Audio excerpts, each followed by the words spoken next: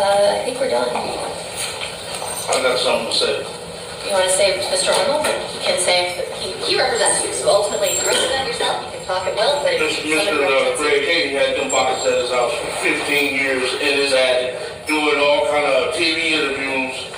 Them boxes should not be allowed in the he's case. just going to talk about it. Them boxes should not be allowed. The tainted evidence, everything. The man, he broke a proffer agreement, and he broke the law, all kind of stuff.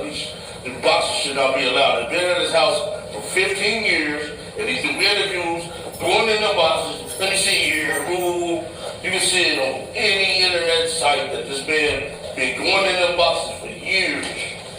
And he's a Methodist and a judge, federal judge in LA, did a 142-page thing about him. Look it up on the internet. So I think what the state said ultimately is that they don't think there's going to be anything in those boxes that they're going to use. Man, you just use something in the boxes. They just used something in the boxes from 1996, and they know when they did it. Yeah, no, it's certainly we are. They're not only ugly on the outside, but they're ugly on the inside.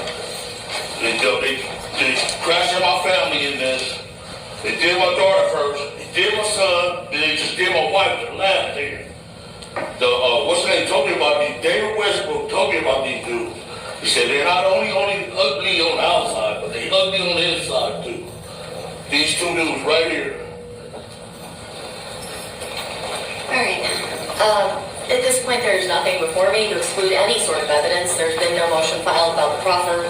I don't know if Mr. Arnold plans on challenging that or not.